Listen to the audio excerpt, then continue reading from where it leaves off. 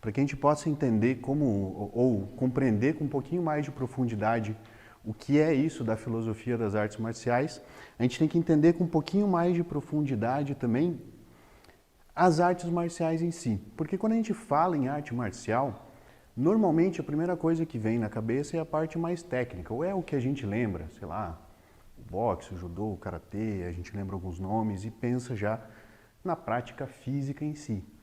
E às vezes não considera uma parte que eu chamaria de mais filosófica ou profunda de entender as artes marciais como um caminho. Ou seja, ela é um meio para você chegar a um fim. Esse é o objetivo da prática da arte marcial. E aí, para que a gente possa entender por que eu estou falando disso dessa maneira, a gente precisaria recorrer à filosofia, que é o que seria talvez a base ou o fundamento de um bom jeito de pensar para o ser humano, onde a gente vai encontrar algumas perguntas, né? Sei lá, de onde eu vim, para onde eu vou, quem sou, qual o meu papel no mundo. Se vocês nunca fizeram essas perguntas, eu recomendo que em algum momento da vida se olhem no espelho e façam, porque é importante para que a gente possa se desenvolver como ser humano, conseguir responder, pelo menos em parte, essas perguntas. E o entender as artes marciais com um pouco mais de profundidade é compreender que elas são esse caminho. Ou, melhor dizendo, elas são um caminho que vai levar a gente até um fim. Imaginem o seguinte, ou pensem assim, qual seria o objetivo da minha vida como ser humano? Falando de um jeito bem profundo e filosófico. Se a gente parar para pensar um pouquinho disso, talvez um jeito de responder isso seria eu me desenvolver como ser humano. Porque, afinal de contas, para que a gente nasce e vem para cá? Só para passar pela vida sem aprender nada ou sem desenvolver nada. E isso é feito através de várias formas. A gente pode fazer isso, sei lá, tocando violino ou sendo músico, a gente pode fazer isso escrevendo poesia, a gente pode fazer isso sendo filósofo, a gente pode fazer isso sendo pintor, sendo escultor, sendo um artesão, sendo aquilo que te faça se realizar como ser humano. E as artes marciais é um desses meios. Desde que eu esteja consciente disso e treine, pratique e aplique o que eu tenho que aplicar, sabendo disso, usando as artes marciais como um método, como uma maneira para que eu possa me desenvolver como ser humano. Essa é a grande questão da coisa. Isso, eu entender as artes marciais dessa forma, como um meio ou como um caminho para a minha realização pessoal, isso vai me trazer desafios próprios desse caminho. Da mesma forma que um músico, quando ele quer aprender a se desenvolver através da música, ele tem os seus desafios, ele tem que aprender as escalas, tem que aprender a tocar, tem que ensaiar várias horas por dia. Da mesma forma, as artes marciais funcionam.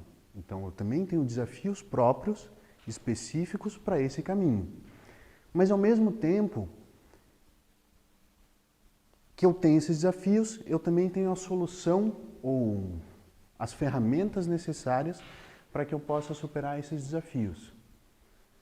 Então, sei lá, um músico, eu não sou músico, eu estou pensando aqui agora, refletindo com vocês. Então, um músico, ao mesmo tempo que ele tem a dificuldade de aprender uma música, ele tem um momento de êxtase quando ele consegue finalmente aprender a tocar uma melodia e aquilo sai o mais perfeito que ele conseguiu fazer. Da mesma forma, as artes marciais vão trazer também elementos que vão me ajudando a me desenvolver como ser humano e avançar nesse caminho. A questão é que as artes marciais, assim, da mesma forma que os outros caminhos, ela é desafiante e é exigente. E aí muitas vezes é exigente fisicamente, tem elementos de dor envolvido, porque para o guerreiro ou para o artista marcial a dor está sempre presente. Eu falo isso por experiência própria de vários anos de treino, você está sempre com alguma coisa doendo. Mas também você tem que enfrentar elementos que às vezes são muito dolorosos de você enfrentar. Não no sentido físico, mas que você tem que encarar medos, tensões, ansiedade, angústia e tudo isso. No dojo eu costumo falar que o dojo ele tem uma linguagem que é muito direta. De repente, sei lá, você vai aprender ou quer estudar alguma coisa, sei lá, matemática. Você consegue dar algumas voltas e dar uma escapada da situação às vezes. Ah, vou parar aqui 5 minutos e saio. No dojo, quando você está sendo derrubado, você não consegue no meio da projeção, não, pera aí 2 minutinhos, deixa eu me ajeitar aqui para cair. Você vai ser arremessado, vai cair no chão. E se você cair errado, vai doer. E você vai cair errado 1, 2, 3, 4, 10 vezes até que você relaxe e aprenda como cair. Então ele tem uma linguagem que é muito direta, você não tem escapatória. Não dá para fugir da lei da gravidade, no caso da projeção. E às vezes com outros caminhos você consegue dar uma escapadinha e aliviar um pouco a dor. Mas no dojo a linguagem é muito direta. Então se você vacila e se distrai, vem um chute na tua cara. Opa, levei o chute. E tem que continuar lutando. E não tem jeito, é assim que funciona. Então por ser essa linguagem direta, também tem os seus desafios e dores que fazem parte do processo. Para tratar desse elemento da filosofia das artes marciais, a gente precisa compreender que na realidade é uma forma de vida, um estilo de vida. Do mesmo jeito que o músico tem o seu estilo de vida, que o médico tem seu estilo de vida, que o atleta tem seu estilo de vida, as artes marciais têm um estilo de vida próprio. O que eu trouxe aqui para vocês hoje eu diria que ele não contempla na sua totalidade esse estilo de vida, mas eu escolhi alguns elementos que eu considero que são talvez os mais relevantes. De repente, se tem algum outro instrutor de arte marcial vai dizer, não, eu acho que é diferente, não faz mal, mas para essa conferência foi o que eu preparei. Para uma próxima eu penso em outros elementos e trago aqui, mas para essa foi esses que eu trouxe. E esse estilo de vida, ele é próprio do guerreiro, é próprio daquele que se predispõe a viver as artes marciais como um método. E aí a gente vai ter alguns elementos que são interessantes aqui. O primeiro deles, e que como instrutor eu vejo que é uma das primeiras coisas que aparece no dojo com o pessoal que está começando a sua prática, ou até mesmo para nós que já praticamos há mais tempo, isso aparece muito também, a questão é só o nível da coisa, é o medo. E é um dos elementos chaves de todas as artes marciais. E na prática mesmo, se a gente parar para pensar, as artes marciais surgiram ou se desenvolveram meio que para ensinar a gente a lidar com esse elemento que é o medo. Só que como filósofo, a gente precisa, para que eu possa lidar com alguma coisa, eu tenho que entender o que é essa coisa. Não adianta eu apresentar uma equação do segundo grau para vocês, resolvam, se eu não explico o que é aquilo, quais são os elementos que compõem aquilo, como que eu vou de um lado para o outro e tudo mais. Com medo é a mesma coisa. Então o primeiro passo que a gente tem que dar nesse caminho é entender essa relação que eu tenho que ter com o medo. Entender o que é o medo. Nesse ponto, a gente poderia dividir isso em vários níveis. Eu posso entender o que é o medo, ou o que é essa ação do medo no nível fisiológico, no nível psicológico, no nível mental, emocional, enfim. Mas para simplificar um pouco as coisas também, que senão eu vou ficar dando uma palestra inteira só sobre o medo e tem mais um monte de coisa. O medo a gente pode entender ele como um bloqueio de todas as funções, que ele vai impedir a minha ação. Você dizer, poxa, mas isso é horrível, é ruim. Nem tanto. Imagina o seguinte, que eu estou caminhando, tá? E a gente faz brincadeirinha com criança, né? Saiu do tapete, é um precipício, e eu não posso pisar lá fora. E eu estou caminhando distraído e vi o precipício. Eu me assusto. O que a gente faz quando se assusta? Para tudo, né? Opa! Você para, ele te congela, te impede de dar o passo em frente que ia te matar, porque eu ia cair no precipício.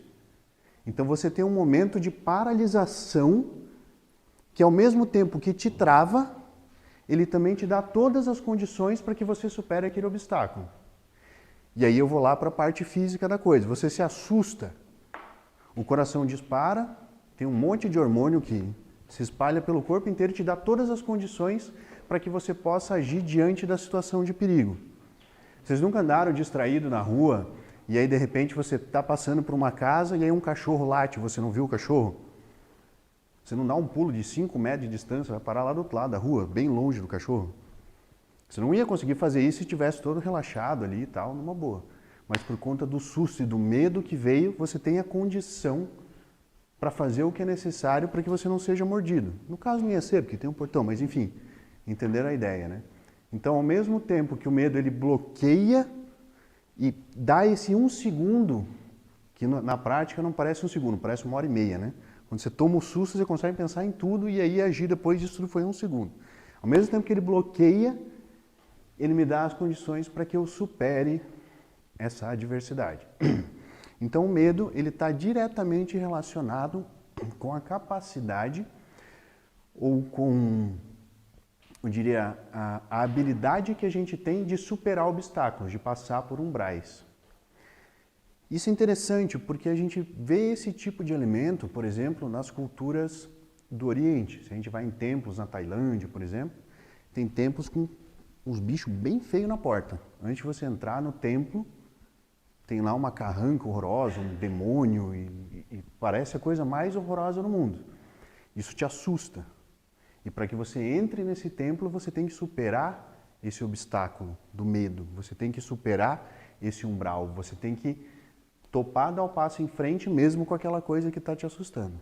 E aí você dá o passo em frente e entra no templo. E dentro do templo está cheio de elementos que te fazem querer ficar lá dentro. As coisas são belas, são harmoniosas, é agradável, tem sombra, água fresca, tudo que tem direito. Mas você precisa passar o umbral. Então esse tipo de elemento é um símbolo disso também. O medo ele serve como uma ferramenta, ou como ele me dá o aporte para que eu possa superar os obstáculos que a vida me apresenta. Então isso vale tanto no dojo, quando eu tenho que encarar alguém num combate, e na vida quando, sei lá, eu tenho que fazer a defesa do mestrado, do TCC, do doutorado, do que for, e eu vou ter que enfrentar a banca, sei lá. Então, esse tipo de elemento, ele é dado pelo medo. Ele vai aparecer sempre que eu preciso superar um obstáculo. Isso é bem fácil, cada um, se parar para pensar agora, consegue lembrar de um momento em que sentiu medo de dar um passo em frente. E aí, opa, você para, não, pensa, dá tempo de raciocinar, se eu faço assim, assado, dá o passo e aí a coisa acontece. Às vezes dá errado, não faz mal, você volta, vai de novo. A questão não é essa, mas é superar esse obstáculo. E aí aparece um outro elemento que tem a ver também conosco, porque afinal de contas a gente é ser humano. A gente não vive sozinho, a gente vive em sociedade. Então a gente tem questões que são individuais ou pessoais, vamos colocar assim, que tem a ver só comigo mesmo. E eu tenho questões que são coletivas. E aí a gente tem também aparecendo aqui elementos que aqui eu chamei do medo coletivo, que a gente pode entender como sendo a soma dos medos de todo mundo, mas que na realidade não é isso. É uma coisa muito mais, eu diria, obscura e tenebrosa, que é como eu coloquei ali, não é a soma dos medos individuais, mas a esperança de que o perigo e a desgraça aconteçam com o outro, com o que está no meu lado. Vocês vão dizer, meu Deus, que coisa horrorosa. É. E por isso que é tão importante aprender a lidar com o medo, para que a gente não caia nesse engano. Esse medo coletivo, quando ele aparece, ele está diretamente relacionado com as partes mais egoístas que a gente tem. É com o instinto de sobrevivência, aquele mais baixo, onde eu afogo o outro para me salvar. Isso a gente não pode deixar acontecer, simplesmente porque não é um comportamento próprio de um ser humano. Um ser humano, ele naturalmente ele é bom. A questão é que a gente se esquece disso e depois tem que relembrar. Sem dúvida disso, estude um pouquinho de Platão, venho no curso de filosofia que ele fala justamente isso. A gente, em essência, é bom. Só que a gente esquece. E aí faz besteira. Ou se apavora, não controla o medo, e aí vira pânico, e já eu falo dele. Mas o medo coletivo, ele vai trazer isso. E por isso que ele é tão perigoso. Porque se eu deixo isso se descontrolar, isso vai se espalhar e vira pânico coletivo. Aí é o caos. Aí é o vulcão explodindo e você passando por cima de tudo, de todo mundo, para tentar se salvar, e todo mundo está fazendo a mesma coisa. No fim, o que acontece? Ninguém sobrevive. Todo mundo morre porque se matou e nem precisou o vulcão fazer nada. Ao mesmo tempo que tem essa parte horrível, vamos chamar assim, desse egoísmo tão forte que aparece, também nessas situações aparece aquilo que a gente tem de melhor. Certos seres humanos que se controlam, que conseguem lidar com esse elemento do medo e que ajudam os outros, que é o natural para o ser humano. Tu tá no meio daquela debandada toda, caiu alguém do teu lado, você rápido junta aquela pessoa e continua indo em frente. porque você está disposto a ajudar. E aí esse medo coletivo é superado quando um ajuda o outro. Quando eu me proponho a me sacrificar para ajudar o outro. E se todo mundo faz isso, todo mundo se salva. Ou a porcentagem vai ser, no mínimo, muito maior do que no outro caso. Então esse elemento do medo coletivo também é importante a gente entender. E por último, vem o pânico, que é o pior dos cenários. Que ele não é uma quantidade muito grande de medo, mas sim é quando eu não consigo me relacionar da maneira correta com o medo. Porque o medo ele é natural e ele faz parte do ser humano. Eu vou estar sempre sentindo medo com relação a alguma coisa. A questão não é essa, a questão é que eu tenho que saber lidar com isso. O medo eu gosto muito de dar o exemplo, é como se fosse o caminhão de bombeiros. Sabe o caminhão dos bombeiros? Vem a sirene, todo mundo já teve essa situação, tá andando na rua ou tá dirigindo o carro, e aí vem o caminhão de bombeiros, você ouve a sirene, você para tudo, né? Você olha no retrovisor, opa, já encosta, para. Se vai atravessar a rua, você já olha, já para, e a gente dá preferência para aquilo. E num caminhão de bombeiro, ou numa ambulância, tem tudo o que precisa para resolver aquela situação, pelo menos ali de imediato. Então tem as ferramentas que precisa para tirar alguém de algum lado, a escada para tirar o gato da árvore, tem tudo. O medo é do mesmo jeito. Então ele faz você parar e te traz todas as ferramentas que você precisa. Só que se você fica completamente apavorado e não consegue entender e visualizar o que está acontecendo, você não vai usar isso. E aí vai virar pânico, você vai ficar correndo que nem uma barata tonta e não vai dar certo. É quando vira o pânico. É quando eu me descontrolo e esse medo ele toma conta do meu coração e faz com que eu pare de agir como um ser humano e haja como, sei lá, um bicho aquático que quer sobreviver, e aí vale tudo. Isso não é legal, porque um ser humano não é vale tudo, ele tem princípios que têm que ser seguidos do início ao fim, mesmo que para isso eu tenha que sacrificar a minha vida. Mas isso já é uma outra parte da palestra, no final, não vou me adiantar muito. Aí tem uma questão que talvez seja um dos grandes, como dizia um instrutor meu, um dos grandes bicho-papão. Vocês têm bicho-papão em Portugal também? Tem. Chama assim, bicho-papão ou tabu. Que é um desses grandes tabus que aparecem. Que é a morte. Que na prática, talvez seja o maior medo que a gente tem. Apesar de ser a única certeza que a gente tem na vida. Que de resto, não dá para garantir nada. A não ser que a gente vai morrer em algum momento. Não se sabe quando, mas ninguém dura para sempre. Só que ao mesmo tempo que é uma grande certeza, também é um grande tabu. E a gente foge dele que nem o diabo foge da cruz. Ninguém fala assim da morte, ou vocês nunca ouviram essas coisas, sei lá. Ah, eu tô aqui guardando uma grana para quando eu morrer, minha família não ficar no sufoco para cremar, enterrar o corpo, não sei o quê. Você já me olha assim com meu Deus, que coisa horrível, mórbido. Não é simplesmente você sabe que está morrendo, porque na prática a gente está morrendo desde que nasceu, assim funciona. E você está se preparando para isso. Estou dando um exemplo besta, mas é mais ou menos assim que funciona. Só que só da gente tocar nesse assunto, já fica todo mundo assim. Ah, que coisa estranha, eu vim para uma conferência sobre filosofia das artes marciais, o cara falando um tema mórbido desse. Mas a morte, ela é companheira do artista marcial, é companheira do guerreiro. E a gente vê essa relação feita de maneira adequada em tudo que é cultura marcial que a gente encontra na história. Os índios da América do Norte, eles diziam que a morte estava sempre a um braço de distância de você, do lado esquerdo. Se vocês olharem para a esquerda, ela está aí. E quando ela te toca o ombro, é a hora que você vai. E aí, para passar por esse momento, de quando a morte te toca o ombro, o guerreiro tinha que preparar uma dança durante toda a sua vida. E aí, na hora que ele morria, que a morte chamava ele tinha que apresentar essa dança para a morte. E se ele conseguisse entreter a morte por um bom tempo, sinal que ele foi um bom guerreiro. Isso é um exemplo.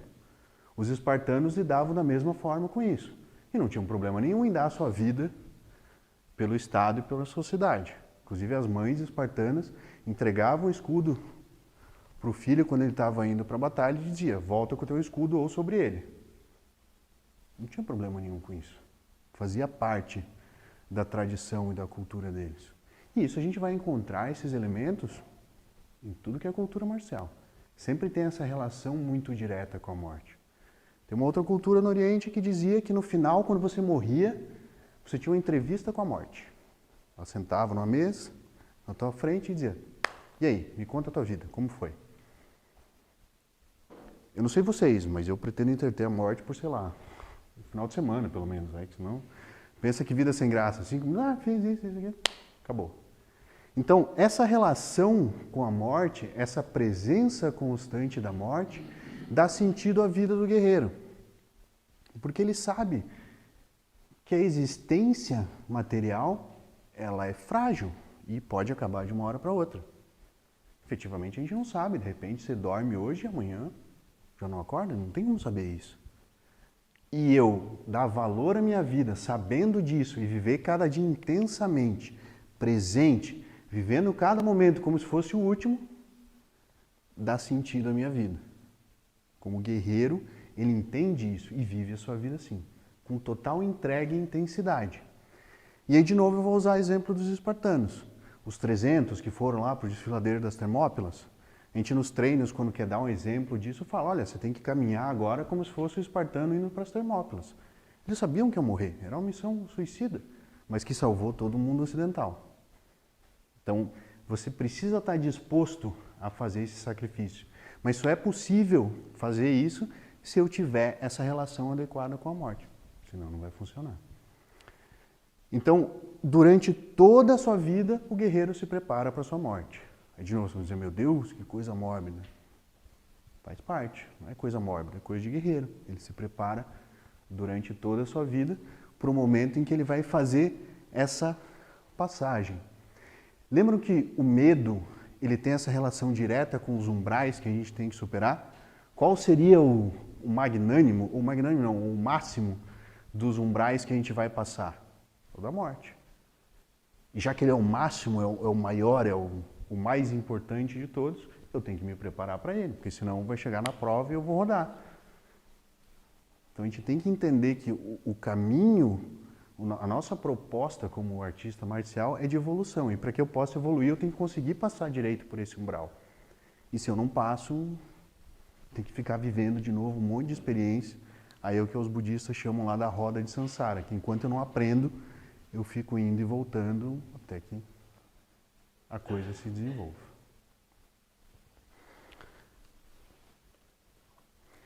Aí aqui vai aparecer um outro elemento. A gente tem esse elemento do medo, que é um primeiro que aparece, e depois eu tenho o elemento da solidão. E aí vocês vão dizer: meu Deus, eu vou sair deprimido dessa palestra, porque ele me fala de morte, agora me fala de solidão e... Não faz parte. Lembra que eu falei que a vida do guerreiro tem os seus confrontos também? Esses são os desafios. Mas viram que da mesma forma que o medo ele me traz um desafio, ele também me traz o que é necessário para que eu possa superar esse medo. Inclusive, até antes de falar da solidão, para não ficar aquela coisa assim: tá, falou do medo e tal, mas como é que eu lido com o medo? No Nei Kун, na arte marcial que eu dou os treinos e que tem alguns aqui que praticam, a gente tem uma técnica bem simples, que funciona de uma maneira muito prática, que é o seguinte: quando a gente está numa situação de medo, ou quando a gente é posto nesse tipo de situação, normalmente o que acontece? Qual que é a tendência para acontecer? É que eu queira fugir daquela situação. Então é aquele tipo de coisa: você se põe em confronto, ou é colocado em confronto com aquele umbral, com o medo que está te assolando, e aí você quer fugir daquela situação. Então você para de sentir o corpo, você não respira direito, você não entende a situação que está acontecendo. E muitas vezes, se eu perguntar para você: no momento que você tomou o susto, o que você estava sentindo? Você não consegue me descrever, porque estava tão apavorado que nem percebeu o que estava acontecendo. E aí tem uma chave de 5 elementos bem facinho, que os que treinam vão lembrar. Colocar a língua na boca, atrás aqui dos 2 dentes da frente, que tem um circuito de energia do corpo que funciona ali, que começa na ponta da língua e termina no palato. Então, se você fecha isso, a energia circula de um jeito adequado no corpo. Se quer entender um pouco mais disso, só estudar um pouquinho de medicina tradicional chinesa. Não vou entrar no tema, porque senão, de novo, mais uma palestra, vai demorar um monte. Sentir a planta do pé no chão. Quem estava sentindo a planta do pé no chão antes de eu falar? Não minta. Está todo mundo, beleza. melhor, o mundo está mais salvo. Respirar baixo. O que quer dizer respirar baixo? Respirar tranquilo, de uma maneira adequada, enchendo bem o pulmão. A gente às vezes quando fica com medo, ansioso, respira alto, ou seja, fica só naquela respiração aqui em cima. E se eu não baixo a respiração, o medo sobe para o coração. Então eu baixo a respiração, eu começo enchendo a barriga, depois expandindo a costela e o peito, para que eu possa controlar isso. Normalmente é isso que a gente fala quando alguém está muito assustado, né? Vocês nunca viram uma criancinha muito assustada? Ela assim diz para essa, calma, respira. Ela respira, começa a respirar profundo, enchendo bem a barriga e começa a se acalmar. Então, língua no céu da boca, planta do pé no chão, respiração baixa, sentir o batimento cardíaco, não de um jeito desesperado, que está batendo que nem um enlouquecido, mas acalmar esse batimento cardíaco e perceber o teu corpo. Normalmente a gente percebe o corpo sentindo um pouco de calor ao redor do corpo, que está expandindo e que está trabalhando, então normalmente a gente vai sentir um pouco de calor. Então, deu susto, para. Língua no céu da boca, respiração baixa, planta do pé no chão, batimento cardíaco, calor ao redor do corpo. Pronto, agora vai. Só que, claro, tudo isso é no estalar de dedo. Porque também, se está vindo o Rottweiler e te arrancar a perna, não dá para... Não, pera aí, Rottweiler, deixa eu botar a língua no céu da boca. Não vai dar, tem que ser rápido. Mas para que eu possa fazer isso rápido, eu tenho que treinar. Quem não aprendeu a dirigir ainda, ou os que já aprenderam a dirigir, sabe como é que é, né? Você vai... não sei o quê, gente buzinando atrás, até que depois de um tempo, você pega o jeito da coisa e já não pensa mais e faz, não é? Exatamente a mesma coisa. A questão é que a diferença, em vez de eu pegar o carro e ir na padaria todo dia, eu tenho que pegar o carro e vir no dojo treinar todo dia. Aí vai aprender a lidar com esses elementos, certo? Isso é um jeito de aprender a lidar com medo. Então, quando vocês forem para casa, ele ensinou a lidar com medo, já sabe. Bom, solidão. Esse é um elemento que ele é muito interessante e característico desse estilo de vida do guerreiro. E a gente precisa entender esse elemento da solidão dividido em dois. Para simplificar. Daria para ter mais algumas coisas ali, mas eu estou querendo simplificar. Uma que eu vou chamar de solidão positiva e outra de solidão negativa. A solidão negativa, de novo, ela está relacionada com os nossos egoísmos, com os nossos defeitos, com as nossas faltas. Eu quero ficar sozinho, porque é muito mais fácil ficar sozinho, tem que conversar com ninguém, tem que dar satisfação para ninguém, eu faço do meu jeito, do jeito que eu gosto, não gosto, enfim. Ou porque simplesmente não vou ter que me esforçar, é muito mais fácil ficar sozinho em casa do que ter que botar uma roupa, sair, encontrar alguém, sei lá. Está relacionado com isso é a solidão negativa. Que no fim vai levar, sei lá, a depressão e coisas muito piores. Mas também a gente tem a solidão positiva. Por quê? Para que eu possa me relacionar comigo mesmo e me desenvolver como ser humano, eu tenho que estar sozinho. A gente veio para esse mundo sozinho e vai embora dele sozinho também.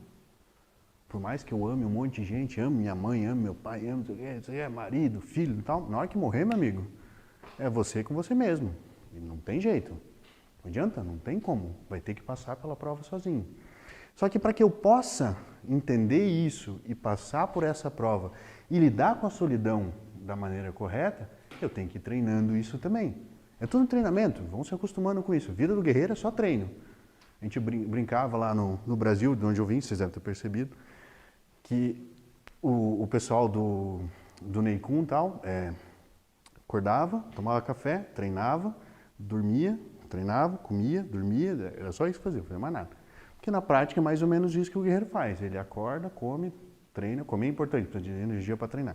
Então ele acorda, come, treina, come de novo, dorme, treina e assim vai. Então está sempre treinando. E o lidar com a solidão é a mesma coisa. Eu tenho que ter momentos onde eu fico sozinho, onde eu me olho no espelho. Não precisa ser literalmente, senão fica parecendo, sei lá, bipolar, meio doido das ideias. Mas que eu viro para dentro e analiso o que está acontecendo comigo.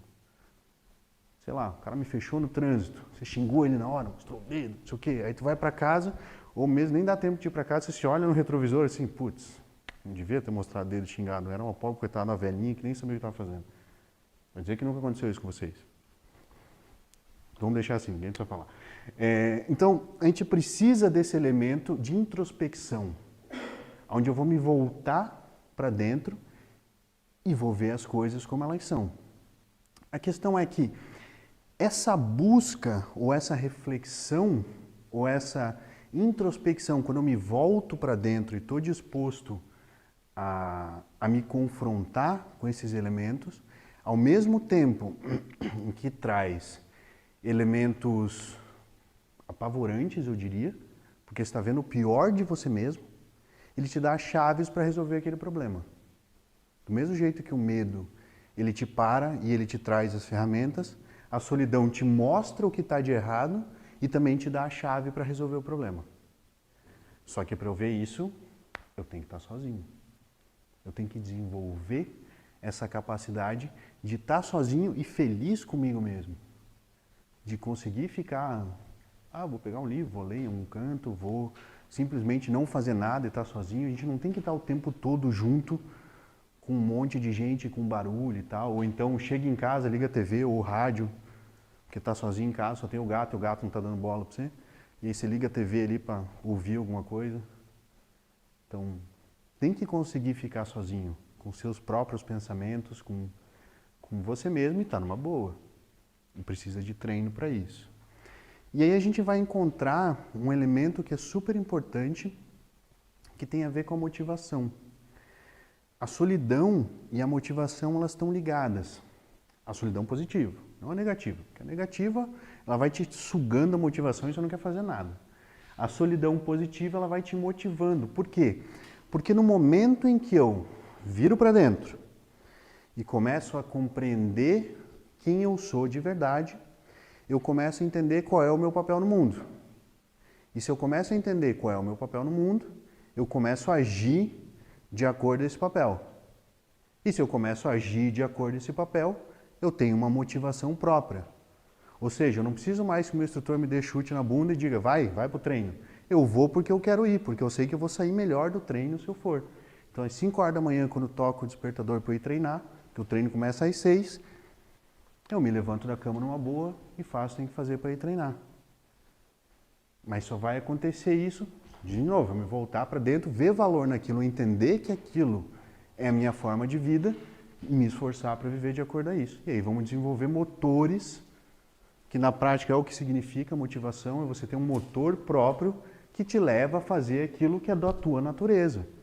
E é por isso que um músico passa 8 horas tocando a mesma peça até que ele fique perfeito ou mais perto da perfeição que ele possa. E que um artista marcial passa horas e horas treinando para que ele faça um kata, uma forma perfeita ou mais próximo da perfeição que ele consiga.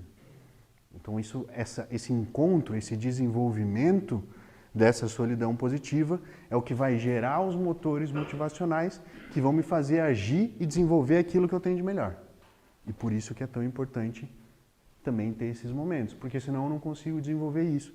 E eu estou sempre sendo empurrado ou motivado por questões externas. Isso é um problema, porque essas questões externas uma hora acabam. Eu tenho que conseguir fazer por mim mesmo, porque senão as coisas não funcionam. Eu tenho que me desenvolver como ser humano por mim mesmo, porque no fim das contas a escolha de evoluir ou não é minha.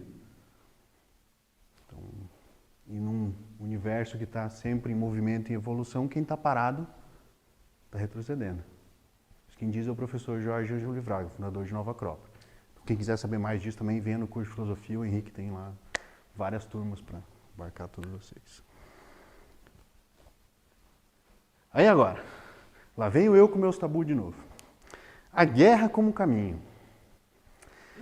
O que acontece aqui? E agora eu vou usar o quadro, que senão o pessoal da Escola de Braga vai ficar bravo porque eu fiz eles botar aqui, até agora não desenhei nada. A gente pode entender o ser humano, os que já estudam filosofia, já estão cansados de ver esse desenho, mas se acostumem porque vocês vão ver isso aqui o resto da vida de vocês. Pelo menos o resto da vida que vocês se proporem a estudar filosofia. A gente tem um esquema aqui para entender o ser humano, que ele vem da tradição da Índia, e a gente vai encontrar esse tipo de elemento, por exemplo, no Bhagavad Gita, que tem ali atrás, ó. Quem quiser saber um pouquinho mais, tem lá o livro a ver. Dentro dessa tradição, a gente pode entender o ser humano como sendo composto por 2 elementos. Um que é temporal, que é passageiro, que ele é material, vamos colocar assim, que é a parte basicamente que a gente toca, é a nossa energia que dá vida, são as nossas emoções, os pensamentos, que é uma parte passageira. E uma parte que ela transcende o tempo, que ela é atemporal, que ela supera o que seria o nosso tempo de vida, certo? A gente poderia chamar de alma, de ego, de eu superior, sei lá, posso dar 1 milhão de nomes para vocês. Não interessa o nome, a questão é que nessa tradição a gente entende o ser humano assim. O que acontece é que essa parte aqui, ela é sutil ou superior. E essa parte aqui, ela é densa. Ou inferior não seria a palavra, mas ela é densa, ela é mais, tem mais a ver com o elemento terra, essa mais com o elemento céu. Imagina isso como, sei lá, um gás, que sempre vai ser um gás, por mais que você comprima. E esse como sendo um elemento mais denso. O que acontece é que isso puxa para baixo. Vou colocar assim embaixo e em cima fica fácil de entender. Isso puxa para cima. Aqui já está o primeiro conflito dentro do ser humano. Eu tenho uma parte que está me puxando para elementos superiores, para o desenvolvimento da virtude, para o amor, para a beleza, e eu tenho uma parte que quer ficar deitado na cama até meio-dia, que quer comer bolo de chocolate até sair pelas orelhas, que quer ficar correndo de um lado para o outro sentindo um monte de coisa diferente, que quer ficar pensando em um monte de coisa, mas no fim não quer fazer nada. Todo mundo já viveu um pouco desse tipo de experiência. E aqui eu tenho o primeiro conflito. 5 horas da manhã, tocou o despertador. Vocês querem a prova desse conflito? Botem amanhã, para 4h30 da manhã o despertador. E levantem e vão, sei lá, caminhar na rua. Vocês vão ver a desgraça que é. Experimentem dormir às 2 horas da manhã e botar para as 4h30. Antes de dormir, você já está se torturando. Porque tem esse conflito. Eu tenho uma parte bem física que é ficar deitado e dormindo, porque está cansado. E eu tenho uma outra parte que diz, não, é o meu dever, eu me propus a fazer isso e eu tenho que levantar. Então aí já tem o primeiro conflito. A guerra já está aqui. A questão é que hoje em dia a gente tem um preconceito do tamanho de um trem com relação à guerra. É óbvio que tem coisas que não são legais, mas ela faz parte do ser humano. Está presente na vida do ser humano desde que o ser humano é ser humano e vai estar depois que o ser humano deixar de ser ser humano. Vai estar lá. Então, o lance aqui não é eu me preocupar ou ficar ali, meu Deus, a guerra, isso é ruim ou não. É eu conseguir lidar da maneira correta com esse elemento, onde eu direciono as minhas ações para aquilo que é superior. Não para eu ficar na cama dormindo, mas para que eu possa cumprir com os compromissos que eu assumi comigo mesmo. Não é que eu assumi um compromisso com o Henrique, com a Sara, com a Juliana. Não é que eu assumi um compromisso comigo. Eu disse, olha, eu vou fazer isso. E você vai e faz, custe o que custar. Isso é a guerra. E a guerra para o guerreiro é o caminho de realização dele. Ele sabe que cada momento da vida dele vai ser uma batalha. Ele vai ter que lutar essa batalha, vai ter que superar essa adversidade e seguir em frente. Porque o caminho da vida do guerreiro é a guerra. Todas as coisas da natureza têm um caminho próprio. Tem como diriam os hindus, um dharma próprio. E o dharma do guerreiro é a luta. Ele se colocar à prova o tempo inteiro e se descobrir através dessa guerra. Então ela faz parte da vida do guerreiro e a gente tem que aprender a viver com essa experiência. Então, talvez o grande ponto, a grande questão dessa relação com a guerra é que para aquele que é guerreiro, que vive a sua vida dessa maneira, a guerra é o que vai revelar aquilo que ele realmente é. E aí aqui de novo, vou trazer aqui um tema que é dos espartanos que eu gosto muito. Eu não sei se vocês conhecem o livro Portões de Fogo. Em Portugal ele foi ditado como Portas de Fogo, do Steven Pressfield.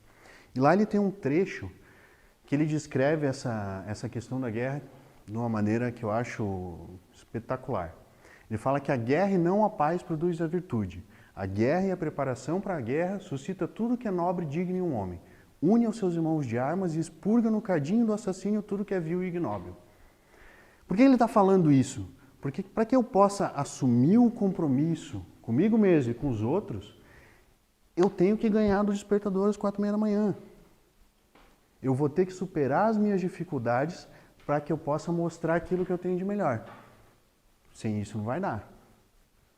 Talvez eu esteja dando um exemplo muito extremo, mas isso vale para tudo. O músico, o menininho que está aprendendo equação do segundo grau, você vai ter que estudar.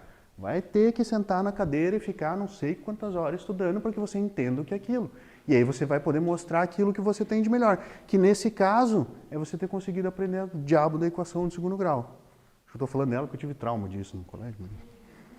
Então a gente precisa superar essas adversidades. A gente precisa desses elementos para que eu possa me desenvolver como ser humano. Isso é para o guerreiro, que está outro caminho diferente. Eu não sei, eu estou falando também da minha experiência. Então, para o guerreiro, precisa desse confronto. E aí, como instrutor, também a gente tem a tendência a marcar os treinos para de manhã cedo, para também dar uma intisicada no pessoal. Então, e é bonito isso também, porque no fim das contas, como artista marcial e como praticante de artes marciais, a gente sabe que a vida ela tem que ser conquistada. Nada na vida vem de graça. Todo mundo sabe isso, intui isso, pelo menos. Talvez as criancinhas que estão curtindo ali ainda não, mas depois você cresce um pouquinho e você vê que não vem de graça. E se veio de graça, porque alguém pagou lá atrás. Então tem que ter esse esforço, você tem que conquistar a vida. E a gente encontra isso, inclusive nos mestres que a gente considera como sendo os mais, sei lá, amorosos ou os mais entusiastas dessa questão do amor. O Buda, vocês querem um cara mais paz e amor e caminho do meio e tal? Nirvana tem que ser conquistado de assalto. Chega lá e entra. No final das contas, depois desenvolveu tudo, tá? O caminho do meio, nobre, alto caminho, todas aquelas histórias. Chegou na hora de entrar no Nirvana, é pé na porta, meu amigo, e vai lá para dentro. Porque senão você não vai. Tem que ter um momento em que você rompe essa ligação com a matéria e vai para um outro lado. Os budistas chamavam de Nirvana. No Tibete chamavam de Shambhala. Em outros cantos de outro nome. Sei lá, os vikings chamavam de Valhalla. Dá na mesma. Só que você tem que tomar aquilo de assalto. Uma hora você tem que romper essa ligação com a matéria para que possa se unir de novo com esse elemento superior. Porque se você não rompe isso aqui, não vai dar. Então tem um momento em que é decisivo e que vai cortar. Então precisa dessa conquista. Como guerreiro a gente tem que saber que a vida tem que ser conquistada. E faz parte. E nessa conquista, certos elementos morrem. Mas o que realmente importa continua vivo e seguindo o seu caminho. De novo, Bhagavad Gita, está lá o Krishna falando para Arjuna. O que é, sempre, sempre será. A água não molha, o fogo não queima, o vento não... E assim vai. Está escrito lá. Então a gente tem que entender, aliás, o guerreiro entende que a vida funciona assim, que a vida é guerra. Que faz parte da sua vida, ele vive isso numa boa. A questão é viver essa experiência da maneira correta, porque você vai ter que passar por ela. E aí a escolha ou o livre-arbítrio em como você vai passar por ela. De olho fechado, apavorado, tentando, meu Deus, eu não quero ver nada. Ou olhando aquilo de frente, encarando isso e superando e aprendendo com essa superação. Essa é a escolha, porque passar vai ter que passar, não tem jeito.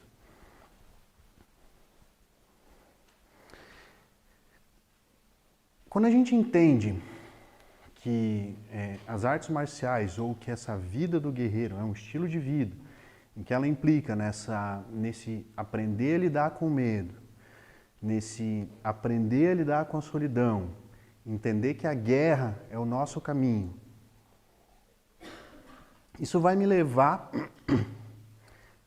a um caminho de realização, na realidade. Porque no fim das contas, e aí talvez seja a mesma proposta que a gente encontra dentro de uma escola de filosofia, qual que é o fim último, ou qual seria a razão final para que a gente faça todas as coisas, para que a gente venha numa aula de filosofia, para que a gente venha numa conferência, para que a gente, sei lá, tente se desenvolver um pouco. É eu me desenvolver como ser humano. Para isso eu tenho que arranjar um caminho. Aqui eu estou apresentando para vocês um pouquinho do que seria o caminho de um artista marcial. Mas no fim das contas é eu descobrir qual é o meu caminho de realização. E quando eu consigo lidar bem com o medo, com a solidão, entendo que a guerra faz parte da vida e que eu tenho que viver isso, eu começo a me realizar como ser humano. E aí eu começo a encontrar o que eu realmente sou. Porque no fim das contas, a gente quer sempre responder essa pergunta. Quem sou eu? De onde venho? Para onde vou? Mas no fim, sempre fica no quem sou eu, assim, porque de onde eu venho, para onde eu vou, depende de eu saber quem sou eu. Porque se eu não sei, não funciona. Já pararam para pensar nisso? Que talvez tenha uma ordem nessas perguntas? Isso é reflexão minha também. Uma dessas, sei lá, meu instrutor vem aqui e vai dizer, não, Cláudio, é o contrário. Mas enfim, pelo menos para a exposição dessa conferência, o que me vem primeiro é quem eu sou. Porque a partir do momento que eu descubro quem eu sou, tá bom, o que eu tenho que fazer? Para onde eu vou? E aí as coisas começam a funcionar. Então, para o artista marcial, quando ele aprende a lidar com seus medos, quando ele controla o seu medo diante de uma situação de adversidade, quando ele consegue se voltar para dentro e enxergar as coisas que ele realmente precisa enxergar e ver a vida como ela realmente é e extrair a mensagem do silêncio. Isso é muito bonito, porque eu não sei se vocês já pararam para pensar, mas o que realmente importa não está nos momentos de barulho e balbúrdia. Já pensaram nisso? Aparece a resposta no momento de silêncio, de quietação. Vocês nunca tiveram um problema, que tiveram que pensar muito em cima dele? A solução para esse problema, ele vem na hora que você está pensando muito nele, ou de repente você está tomando banho lá, puta, eu tenho que relaxar. Já sei. É quando parou tudo, não é? Quando para aquele turbilhão da mente, da emoção, do corpo e não sei o quê, e aí te vem, já sei, é isso que eu vou fazer. É no silêncio. É por isso que Blavatsky, lá num livrinho desse tamanhozinho assim, ó, mas que tem um conteúdo do tamanho de um trem, ela fala que a mente é assassina do real e que o discípulo tem que matar o assassino. Ó, de novo a guerra aparecendo aí. Blavatsky, hein? Porque se eu não paro esse turbilhão, eu não consigo avançar. Aí vocês me perguntam, tá bom, Cláudio, mas como é que eu paro esse turbilhão? Língua na boca, respiração baixa, planta do pé no chão, sentir o batimento cardíaco, calor ao redor do corpo. Experimentem, vamos fazer uma prova na faculdade, os que estão na faculdade, tá nervoso pra cacete, se não passar, vai perder o semestre inteiro. Faz isso, vai se acalmar, e aí a coisa vem. Tem que conseguir entrar nesse momento de silêncio. Mas para que isso aconteça, tem que lidar com medo e tem que ficar sozinho. Você tem que se virar. Você está sozinho no banho, né? E de repente vem um negócio ali e você resolve o problema. Extraindo a mensagem do silêncio. Tem inclusive uma prática muito interessante que chama... A gente pode chamar assim, a meditação do som de Buda, enfim. Pelo menos é o nome com que eu conheço. Qual que é a prática? Depois vocês podem fazer isso num outro momento. É você tentar ouvir os espaços de silêncio que tem entre cada um dos sons. Então você para, sentadinho, no exercício lá, língua no céu da boca, respiração baixa, coisa toda. E aí você fecha o olhinho e começa a ouvir. E ouve tudo. Desde o que está acontecendo bem no teu lado até, sei lá, o passarinho que está cantando a 1,5 km de distância. Depois que você consegue ouvir tudo, ou o máximo de som que você é capaz de ouvir, tenta achar os intervalos de silêncio. Porque não é um som constante, né? A vida não é um zumbido no teu ouvido ininterrupto. Tem silêncio. E conseguir ouvir esse silêncio, ou identificar esse silêncio, me traz as respostas que eu preciso. Eu estou falando no aspecto prático da audição, mas isso funciona com a questão mais filosófica da coisa, vamos colocar assim, que é quando a gente vê a realidade das coisas. E é disso que trata, na real. É eu conseguir ver a vida como ela realmente é, sem um monte de véus e coisas que tem por cima. Eu conseguir ver a verdade por trás das coisas. Não ver a flor, mas ver o que é essa flor em essência. Olhar para um ser humano e ver o que é aquele ser humano, e não simplesmente uma pessoa. É diferente. Entende essa diferença? Isso eu só consigo fazer se eu estou nesse momento de solidão, onde eu entro em contato com esse eu interior, que é quem tem o olho que tudo vê, ou o olho redondo. Então eu preciso desse elemento. Isso vai trazer, quando eu entro em contato com isso, isso dá sentido para a minha vida. É quando, imaginem, e eu gosto de dar esse exemplo, que a vida é que nem um tabuleiro de xadrez. E cada peça tem o seu lugar. E se essa peça não está no seu lugar, dá uma confusão desgraçada. Não funciona, o jogo não funciona. Não dá para eu botar a torre no lugar do rei e querer jogar xadrez, porque não dá, simplesmente não dá. Só que para eu botar a torre no lugar da torre e o rei no lugar do rei, eu tenho que entender o que é essa peça. E tem que saber qual é o lugar dele, e tem que saber como ele se move. Senão não funciona. E com a vida é a mesma coisa. E quando o guerreiro ele consegue lidar com esses elementos do medo, da solidão e da guerra, e ele começa a entender qual é seu lugar no mundo, ele vê sentido na sua vida. Ele entende qual é a sua missão no mundo. Ele se põe no lugar certo no tabuleiro de xadrez. Não interessa se ele é o peão ou se ele é o rei. Interessa que ele sabe qual é o lugar dele. Vai cumprir o seu papel da melhor maneira que ele possa. Isso vai fazer com que ele viva uma vida feliz, com alegria, com dinamismo, com vida. Porque no fim das contas a gente passa a nossa vida às vezes sem entender porcaria nenhuma, e só sendo atropelado por tudo que acontece. E quando eu entendo qual é o meu lugar, poxa vida, que negócio legal, eu tô aqui varrendo, e, putz, para não falar um palavrão mais feio, que coisa bacana, e vou viver isso feliz da vida. E se de repente é o cara que, sei lá, governa tudo, também vai fazer isso. O problema é que a gente não se conhece o suficiente para entender qual é o nosso papel. A gente tenta se enfiar no papel do outro. E aí começa a bagunça. Imagina um tabuleiro de xadrez em que a torre quer ir no lugar do rei. E aí o bispo, não, teu lugar é ali.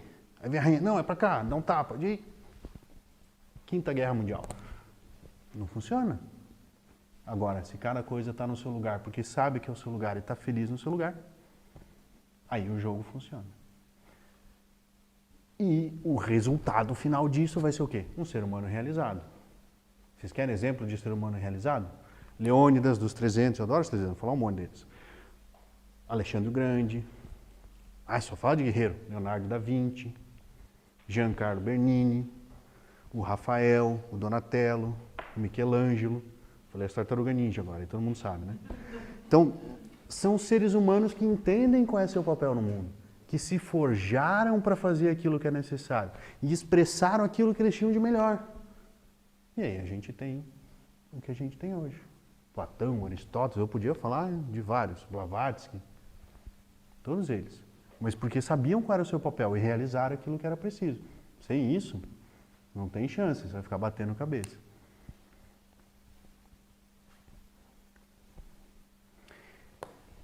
E o legal disso o que é?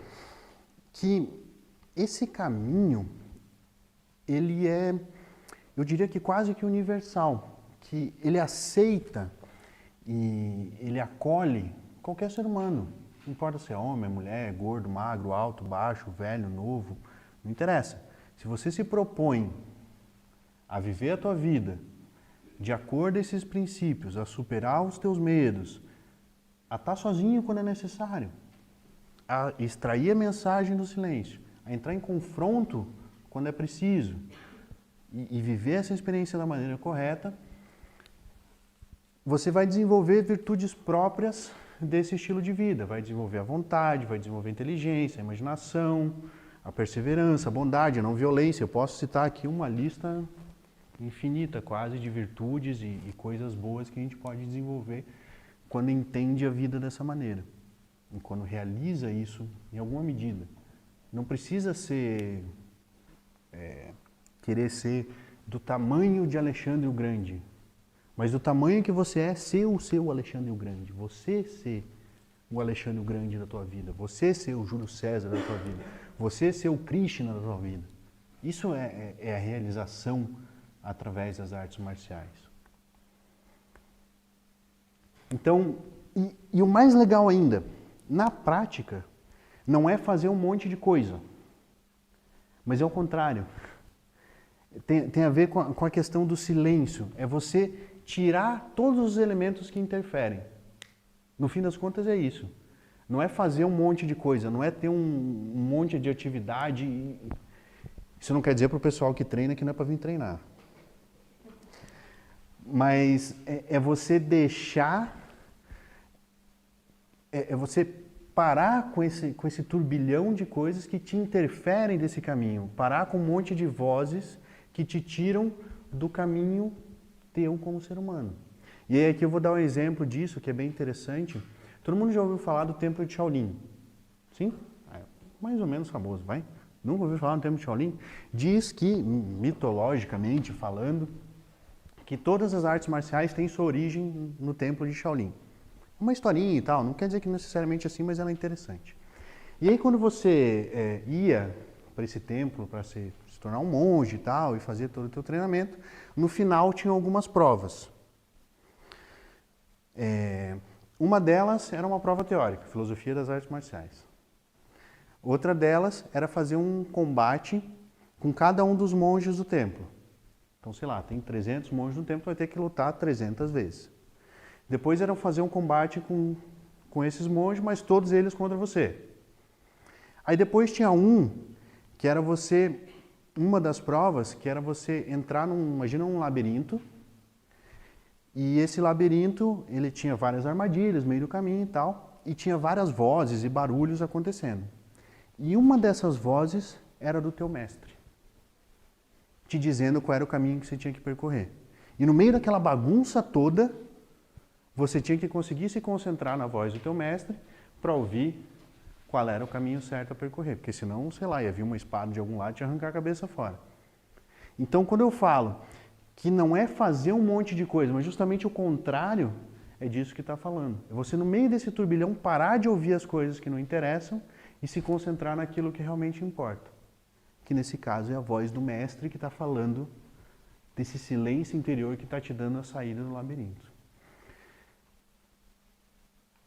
Isso vai fazer com que esses princípios superiores guiem esse elemento inferior, que é o que a gente encontra, por exemplo, no simbolismo das cavalarias ou dos cavaleiros, que é o elemento não é bem essa palavra, mas vamos chamar assim, o racional, o que sabe para onde tem que ir, que está conduzindo o cavalo que está embaixo.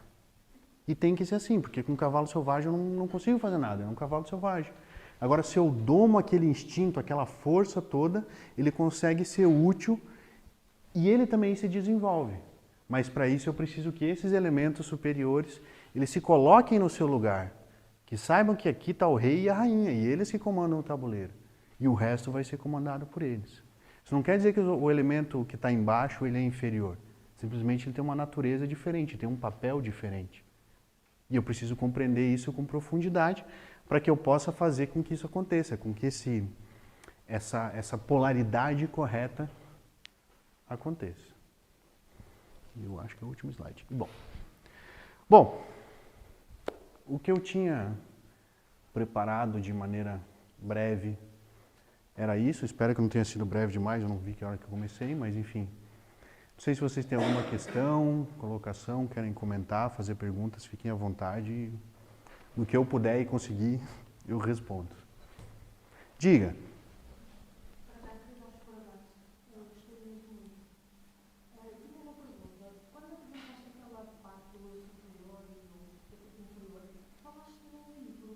Sim. Eu falei no Bhagavad Gita, que está ali atrás, ó. O Henrique levanta ele assim bem alto, mas depois vocês podem ir lá, falam ali com o pessoal que eles ajudam. É que na tradição da Índia eles falam muito dessa relação, desse elemento superior, que a gente, no curso de filosofia a gente apresenta assim, como sendo a tríade e a personalidade.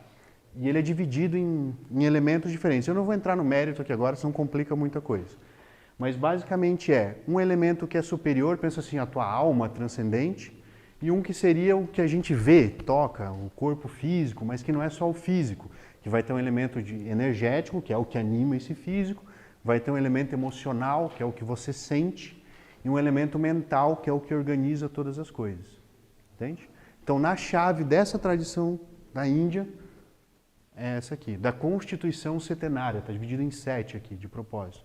Físico, energético, emocional, mental, e aí aqui tem uma mente pura, uma mente superior, um elemento de intuição e uma vontade que impera e coordena todas as coisas.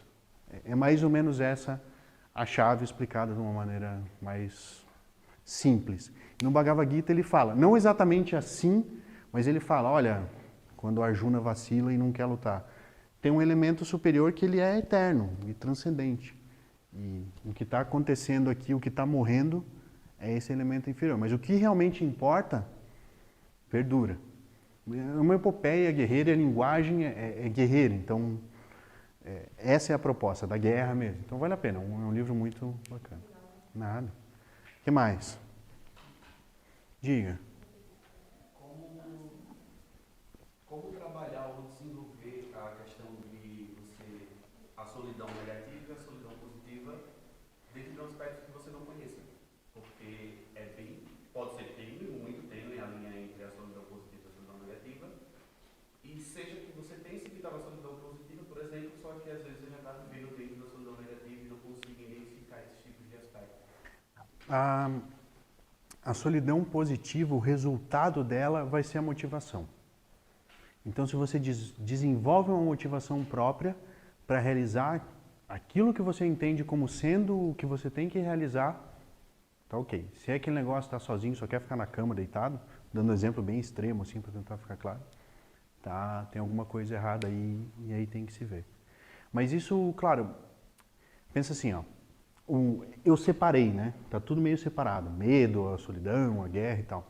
Mas na realidade isso funciona meio que junto, porque na hora que você sente o medo e tem que decidir se vai fazer alguma coisa, você precisa desenvolver esse elemento de introspecção para que você possa achar a resposta e se motivar para fazer o que tem que fazer, entende? Então tem que ir associando tudo isso. E no fim das contas é prática, é treino, tudo isso é treino, né? Eu estou dando um conceito geral da coisa, mas você vai ter que treinar isso várias vezes. No pequeno, com o despertador às 4h30 e depois no grande, à medida que isso vai aumentando, né? Mas não é algo que você faz já como é que eu diria, uma prova gigantesca. Não é no despertador de amanhã que vai dar certo. Talvez dê, mas você vai ter que repetir isso muito tempo até que você vence o despertador. É maravilhoso. 4h29, tem que treinar. Aí, desliga o despertador, ganhei. E vai treinar. Mas tem que ficar muito tempo fazendo isso. Não funciona. E mesmo assim você vai perder algumas vezes. E faz parte, não faz mal. A questão não é o perder ou ganhar, é você viver a guerra. Porque o perder ou ganhar não depende de você. Isso que é o interessante. O que depende de você é você treinar e oferecer aquilo que você tem de melhor. Isso vai te dar mais chances de você superar aquela prova de uma maneira, não é positiva a palavra, mas de você ganhar. Mas não depende de você, porque no fim das contas, sei lá, pode furar o pneu no meio do caminho e você não conseguiu chegar no treino, mesmo acordando às 4h30 da manhã. Não dependia de você ter o diabo de um prego lá. Mas você fez o que tinha que fazer e por isso a experiência já é válida. Entende? O resultado final não é com a gente. O que depende de mim é viver a experiência. De novo, Bhagavad Gita, é a mesma coisa que o Krishna fala para Arjuna. Não te preocupe em ganhar a batalha, eu já ganhei a batalha por você, você tem que ir lá e lutar.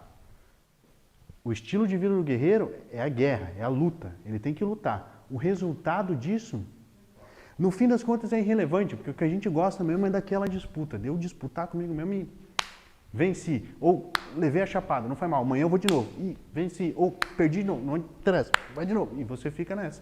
E vai se desenvolvendo com isso. Até que uma hora isso passa e, bom, sei lá, iniciação, nirvana, e não sei. Quando chegar lá a gente descobre que é. Por enquanto, eu tô no lambada só, não mais nada. Respondeu? Sim? Boa. O que mais? Mais nada? Acabou meu copo d'água, eu já não consigo falar mais. É isso? Bom, gente, então, mais uma vez, muito obrigado pela atenção de vocês. De novo.